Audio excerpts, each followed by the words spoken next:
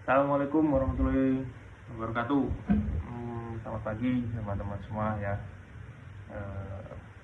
Aku Dexter Ananda dosen IPA, mahasiswa agroteknologi semester 4, kuliah di Untak Banyuwangi. Nah, di sini aku membuat video di mana aku akan menjelaskan atau memberikan suatu alasan terkait kuis penyuluhan pertanian yang diadakan minggu lalu. Nah, di situ ada beberapa jawaban yang menurut aku harus dijelaskan kenapa kok aku harus milih itu. Selanjutnya untuk selanjutnya simak ya. Info terlebih dahulu ya. Teman-teman semua, kalau saya mungkin nanti akan membaca soal ya lewat ini HP saya ini yang satunya, membaca soal saja, nanti pengertiannya atau penjelasannya secara langsung ya, nggak lihat HP itu sih. Oke, mohon dimaklumi soalnya lupa soalnya, jujur. Oke, masuk ke nomor 1 ya.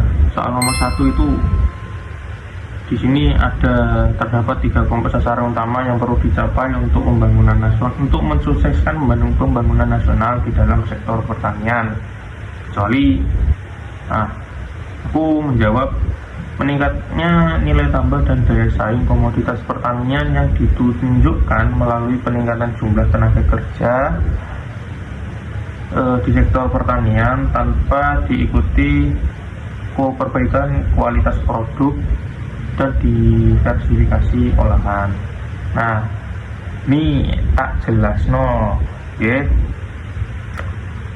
Menurut aku sendiri itu pembangunan nasional itu mungkin dilihat dari efisiensi dan produktivitasnya, itu satu ya. Tadi kan disebutkan penjumlahan tenaga kerja dulu sama aja. Jadi Pak misal ditambah nih pekerjanya tapi skillnya ecek-ecek dan juga kualitas produknya turun, itu bukan pembangunan bos, itu namanya kemunduran ya. Jadi jawaban paling logis itu yang B dari jawaban-jawaban yang ada, yang tertera. Oke, masuk akal toh? Ngoten nggih. Sekarang nomor 2, mungkin soalnya nanti bakal tak tampilkan juga. Nomor 2 ini, dalam upaya mencapai keberhasilan program penyuluhan pertanian, faktor yang paling menentukan agar materi penyuluhan dapat diterima dan diterapkan oleh masyarakat petani adalah titik-titik. Nah, menurut aku sendiri itu kesesuaian metode atau teknik penyampaian dengan kondisi dan kebutuhan masyarakat petani sekitar. Jadi gini bos, kalau kita punya ilmu setinggi langit, dan waktu terjun ke masyarakat itu cara penyampaiannya nggak nyambung dan nggak sesuai kondisi lapangan, itu ibarat kata omong kosong. Jadi kenapa kok aku milih yang poin A? Soalnya ya lebih masuk aja gitu loh. Jadi setiap tempat itu kan beda-beda, perlu beda-beda teknik, beda-beda penyampaiannya ya. Misal di satu tempat A kita jelaskan lewat proyektor terus selama 3 jam, nggak nyambung bos, nggak bakal nyantol. Materi yang kita sampaikan tuh nggak nyantol di petani.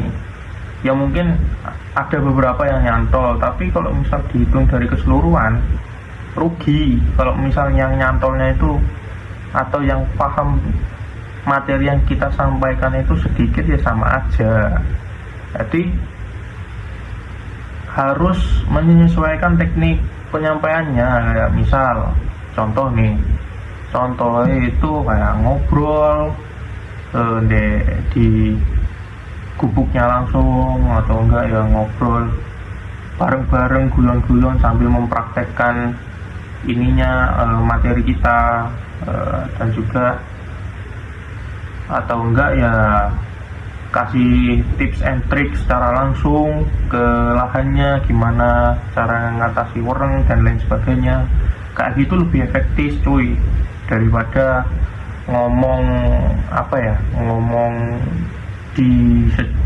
dengan bantuan proyektor selama 3 jam. Itu menurutku agak bukan salah, menurutku kurang efisien tuh. Oke, masuk ke pertanyaan nomor 3, yaitu berdasarkan konsep penyuluhan pertanian dan perkembangannya menurut Undang-Undang Nomor 16 Tahun 2006, manakah pernyataan yang paling tepat menggambarkan tujuan dan prinsip metode penyuluhan pertanian? Nah, sebelumnya aku mau kasih tahu kalau aku itu nggak tahu kalau isi dari Undang-Undang Nomor 16 Tahun 2006 itu tentang konsep penyuluhan pertanian itu apa, aku nggak tahu. Tapi di sini kenapa kok jawaban aku benar? Aku menjawab di poin B. Kenapa? Soalnya menurut aku perbandingan dari jawaban yang lain itu yang poin B yang masuk itu disebabkan karena penyuluhan itu nggak sekedar cuman kita datang ke lokasi terus nyampein materi habis itu pulang gitu bos ya. Jadi penyuluhan itu menurut aku kayak sistem proses pembelajaran gitu, proses belajar lah. Jadi dimana di sana itu kayak ada transfer ilmu itu biar si petani ini tadi paham dan jadi pinter, terus punya mandiri, habis itu punya skill yang oke, dan juga bisa mengambil keputusan. Nah, jadi kita itu nggak cuma ngasih ikan ke orang, tapi kita ngajarin gimana cara bikin mancingnya, kayak gitu teman-teman. Oke. Soal nomor 4 ya sekarang, yaitu kalau penyuluh pertanian mau bikin petani paham sampai akhirnya mau pakai inovasi baru, kira-kira tujuan yang paling penting dalam memilih metode penyuluhan itu apa? Ini aku menjawab di poin B, biar metode yang dipakai relate dengan kondisi petani sehingga bisa mendorong perubahan dari tahu lalu tertarik, setelah itu mencoba dan dipakai. Jadi gini, aku jelasin ya. Di dunia penyuluhan itu ada namanya adopsi inovasi. Orang itu nggak bakal langsung memakai teknologi baru dalam satu kali pertemuan. Oke. Di sana mereka ada yang namanya proses yang saya jelaskan tadi, yaitu pertama tahu dulu.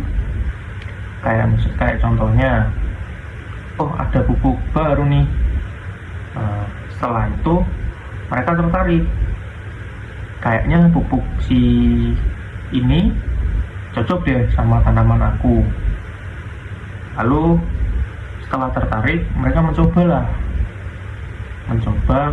kayaknya aku coba dulu deh 1 petak dulu, barangkali cocok. Dan setelah mereka cocok dengan pupuk itu, pupuk ini dipakai lah. Udah, aku pakai pupuk ini karena cocok sama tanaman aku yang sekarang. Seterusnya aku bakal pakai pupuk ini. Gitu teman-teman. Soal nomor 5, biar kegiatan penyuluhan pertanian nggak cuma teori tapi benar-benar ngena ke petani, penyuluh perlu pegang prinsip yang tepat dari pemilihan berikut. Mana yang paling sesuai dengan prinsip penyuluhan? Sini aku jawab di poin C. Penyuluhan dilakukan dengan melibatkan petani secara aktif, memberi dampak nyata dan mengaitkan materi dengan kondisi nyata di lapangan. Jadi gini loh teman-teman ya. dengerin. Penyuluhan itu gak cuman kita datang terus ceramah sok pinter terus pulang, itu omong kosong. Terus jadi prinsip yang benar itu menurut aku, kita datang langsung terjun ke lapangan dan juga libatkan petani sebagai partner kita gitu loh. Biar apa? Biar materi yang kita sampaikan nanti relate sama kondisi lapangan atau sama mereka gitu. Ya, dan juga kita memberikan dampak nyata dari hasil panen dan juga dompet mereka. Biar apa? Biar menguatkan materi kita itu benar-benar efektif. Yang kita sampaikan itu efektif, ada dampak nyatanya. Kalau semisal kita menyampaikan materi terus nggak melihat dari pengalaman kerja si petani terus kondisi lapangan mereka, ya sama aja. Jangan harap kamu nyampein materi ini didengar sama petani. Jadi pada intinya itu penyuluhan itu perlu adanya kolaborasi dan dampak nyata. Biar apa? Biar petani itu paham materi yang kita jelaskan. Itu. Soal nomor 6, biar program penyuluhan pertanian nggak zong dan benar-benar diterima petani, prinsip mana yang paling tepat untuk diterapkan? Di sini aku jawab di poin A. Kenapa? Baik lagi ke soal yang nomor 5 ya tadi ya. Jadi namanya program penyuluhan pertanian itu harus wajib melibatkan petani. Jangan jadikan petani ini sebagai penonton aja. Itu satu. Terus yang kedua, kita harus menyesuaikan gitu loh, menyesuaikan metode kita dengan kondisi yang ada di lapangan. Dua. Dan yang ketiga, itu harus mengacu pada minat dan kebutuhan nyata mereka. Oke? Karena apa? Karena edukasi itu yang benar itu membumi dan solutif. Ya. Nomor 7, kalau penyuluhan pertanian mau benar-benar bikin petani berkembang, nggak cuma ikut-ikutan tapi jadi mandiri dan kreatif, prinsip mana yang paling tepat diterapkan? Di sini aku jawab di poin C. Nah, di sini aku jelaskan ya. Jadi melihat dari soal-soal yang tadi sama aja.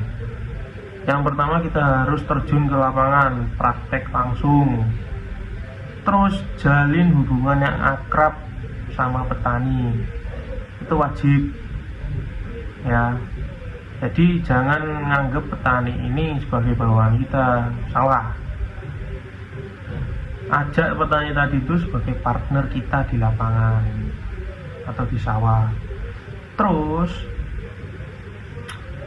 dorong mereka untuk berpikir kreatif. Biar apa? Biar nanti kalau ada masalah, mereka itu bisa menemukan solusi sendiri dan juga mandiri. Oke. Nomor 8, kalau penyuluh mau nyampein informasi ke petani dengan secara yang paling kena dan efektif, penting banget memilih metode yang tepat. Dari pilihan berikut, mana yang paling tepat menggambarkan penggolongan metode penyuluhan pertanian? Sini aku jawab di poin C. Jadi metode penyuluhan pertanian itu dibagi menjadi 3.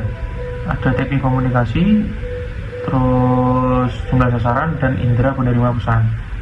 Nah, ini komunikasi dulu. Jadi kita harus sesuaikan kira-kira yang cocok itu secara tatap muka atau secara online atau Zoom. Menurut saya yang paling efektif ya, yang paling kena itu ya secara tatap muka. Ya. Terus kita harus melihat budaya yang kita melakukan program penyuluhan ini. Misal kita penyuluhan ini di suatu daerah Banyuwangi dan mereka di orang-orang sekitar itu pakai bahasa Jawa kebanyakan. Nah kalau saya sendiri ya selingin cara komunikasinya, selingin pakai bahasa Jawa, nggak seterusnya pakai bahasa Indonesia.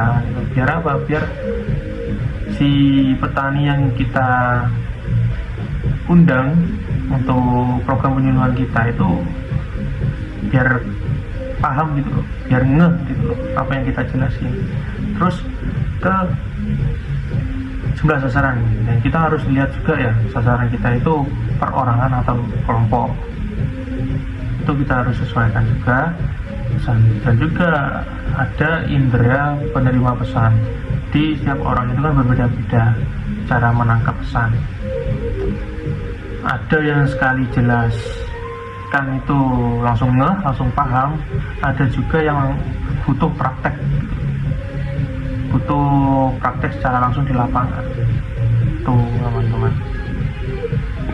Nomor 9, biar kegiatan penyuluhan pertanian nggak cuma masuk telinga kanan keluar kiri, penyuluh harus pintar milih metode. Dari pernyataan berikut mana yang paling tepat terkait tujuan pemilihan metode penyuluhan?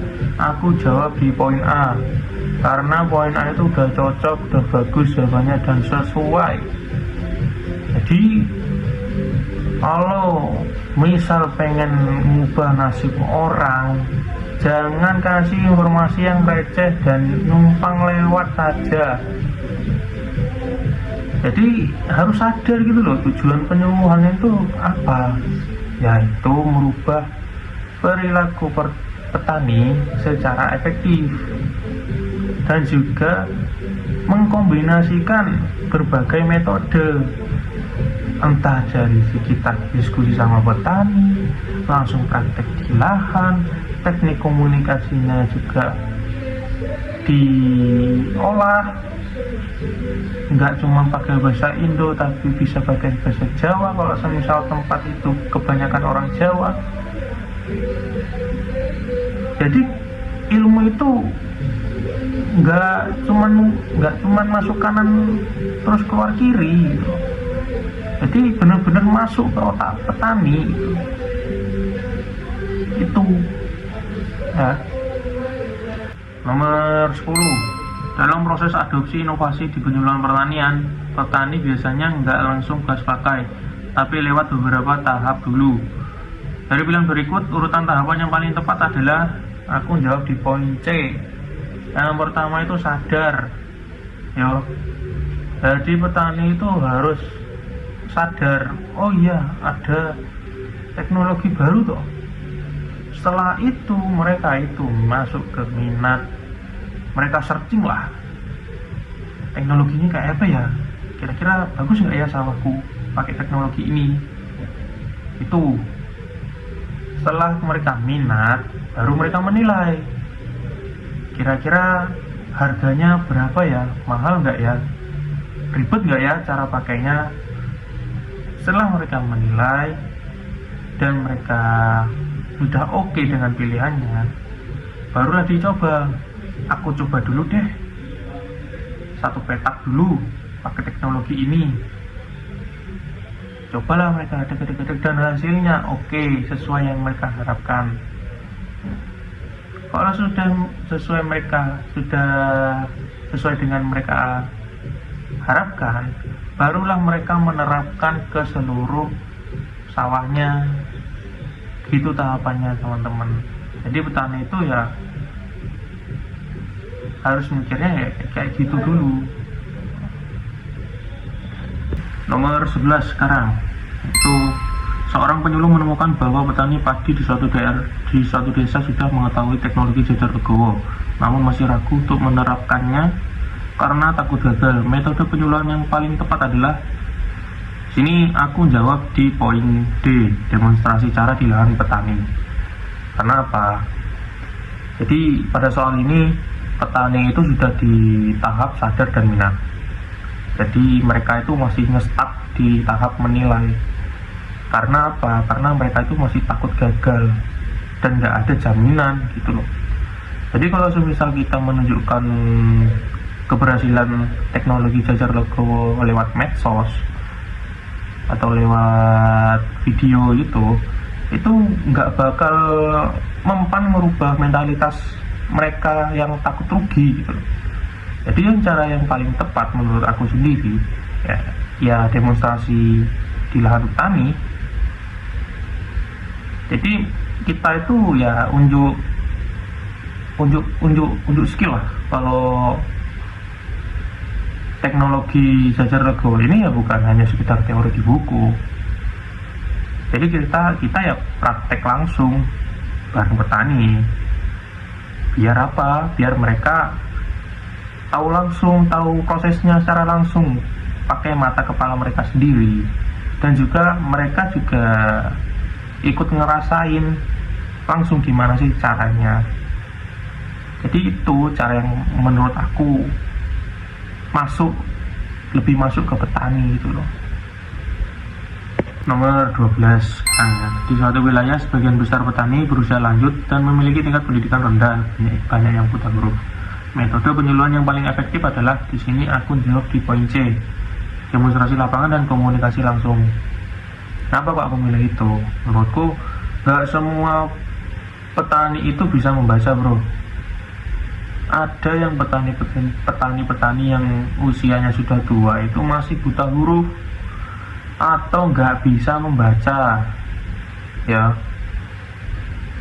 Jadi kalau semisal kita sebagai penyuluh ngasih mereka brosur atau kuesioner, itu sama aja kayak nyiksa mereka gitu loh. Niat kita kan edukasi toh, nggak ngasih mereka ujian kayak sekolah gitu loh. Jadi menurutku ya komunikasi secara langsung ya paling oke, paling masuk ke mereka. Mereka itu butuh didengerin.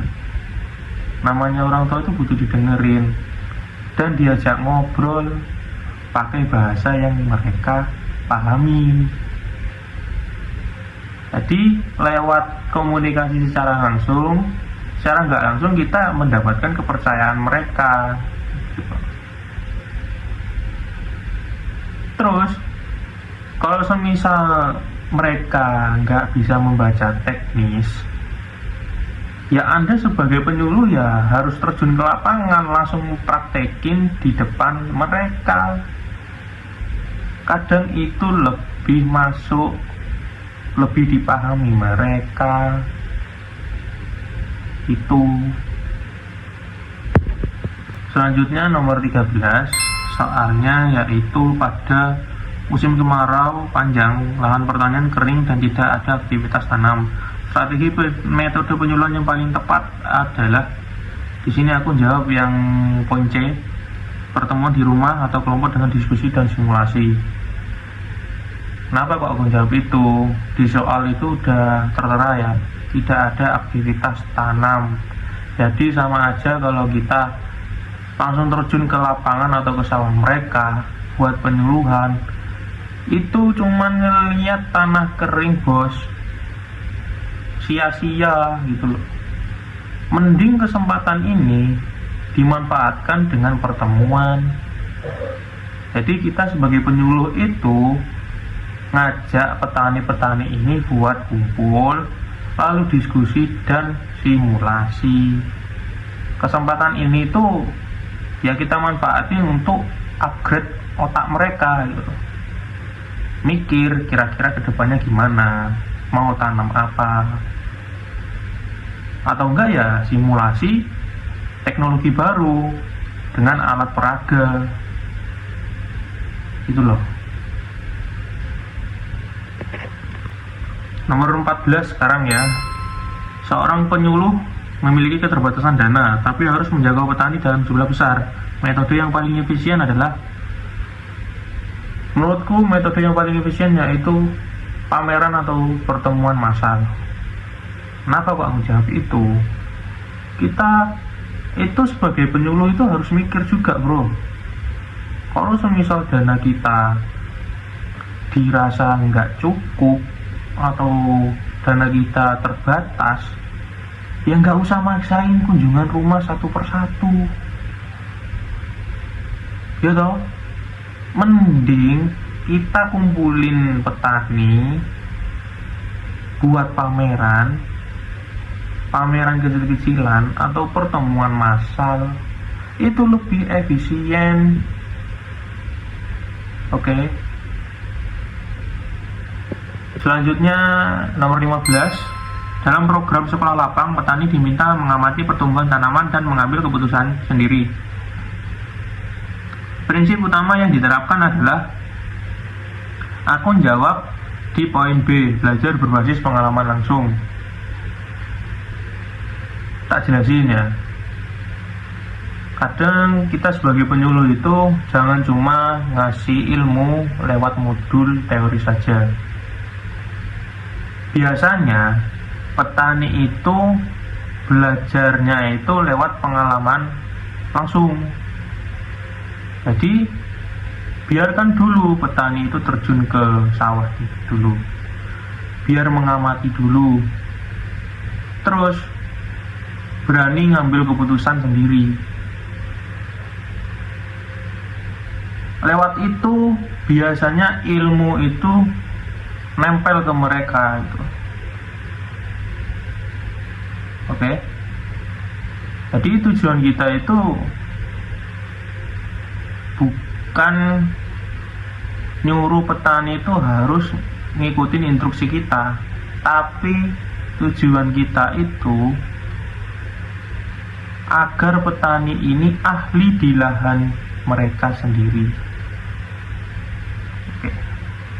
Yang nomor 16. Nomor 16 itu soalnya petani cabai mengalami kesulitan menjual hasil panen karena harga fluktuatif.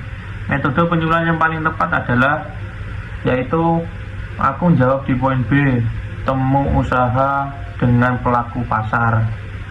Karena apa? Menurutku permasalahannya itu di harga dan pasar, bukan cara nanam lagi. Petani itu sudah pintar nanam, sudah ada hasil, tapi mereka bingung menjual cabenya karena masalah harga tadi. Jadi solusi yang paling tepat yaitu melakukan temu usaha antara petani dengan pelaku pasar. Jadi penyuluh itu di sana berperan sebagai jembatan. Biar apa? Biar ada kepastian atau kontrak kerjasama terkait harga cabai tadi. Itu teman-teman. Selanjutnya nomor 17. Seorang penyuluh ingin mengetahui apakah metode penyuluhan yang digunakan benar-benar efektif di lapangan berdasarkan kondisi nyata. Metode analisis yang tepat adalah simple, observasi langsung ke lapangan. Ya, kalau semisal kita sebagai penyuluh cuma duduk diam di kantor, lihat laporan lama atau baca laporan lama, sama aja coy. Mending kita observasi langsung. Kira-kira di sana metode yang kita sampaikan ke petani itu benar-benar efektif apa enggak, benar-benar cocok enggak sama kondisi yang ada di lapangan. Itu coy. Nomor 18. Seorang penyuluh ingin membuktikan bahwa penggunaan pupuk organik tertentu dapat meningkatkan hasil panen. Metode yang paling tepat adalah dilihat dari hasil, bos. Di sini aku jawab di poin D, demonstrasi hasil. Jadi kalau semisal Anda pengen membuktikan sesuatu, itu ujung-ujungnya hasil yang menentukan. Simple kan? Kalau semisal hasil Anda jelek, berarti gagal. Pembuktian Anda itu gagal. Kalau semisal bagus, ya berarti pembuktian Anda itu berhasil. Simpel kan? 19. Dalam suatu kegiatan penyuluhan, petani hanya menjadi pendengar pasif dan tidak terlibat aktif. Perbaikan metode yang paling tepat adalah menurut aku yang C, metode partisipasif. Jadi gimana caranya kita sebagai penyuluh itu ngajak petani itu harus bergerak atau ada kegiatan. Contohnya diskusi, ya. Diskusi ini biarin petani ini ngeluarin pendapat mereka, menceritakan pengalaman mereka, dan juga mendengar keluh kesah mereka. Terus contoh yang satunya itu ada praktek langsung. Jadi ajak si petani ini untuk memakai tangannya dan juga memakai otaknya, biar mereka itu menikmati prosesnya secara langsung. Itu teman-teman. Nomor 20 terakhir ya. Seorang penyuluh menghadapi kondisi petani heterogen, usia dan pendidikan berbeda, lokasi sulit dijangkau, materi inovasi cukup kompleks, dana terbatas. Strategi terbaik adalah, di sini aku jawab yang C, mengkombinasikan metode sesuai kondisi. Jadi gini teman-teman, kalau dia dari kondisi yang ada, kita harus memikirkan metode sesuai kondisi tersebut. Kalau misal kondisinya petani heterogen, usia dan pendidikan berbeda, jadi kita harus menggunakan metode secara tatap muka, gitu loh, biar si petani tadi itu yang kita berikan materi itu paham. Terus ada juga kondisi yang lokasinya jauh, kita nggak perlu pusing, ada kok via online. Kalau semisal tidak ada penyuluh yang dekat dengan lokasi yang ditargetkan. Terus ada juga yang dana terbatas. Tadi dari soal sebelumnya kita memberikan solusi, yaitu mengumpulkan para petani-petani itu tadi di suatu tempat, barulah di sana kita diskusi teman-teman. Itu, oke. Ya, itu tadi penjelasan dari aku ya, dari jawaban-jawaban aku semua. Semoga bermanfaat. Wassalamualaikum warahmatullahi wabarakatuh.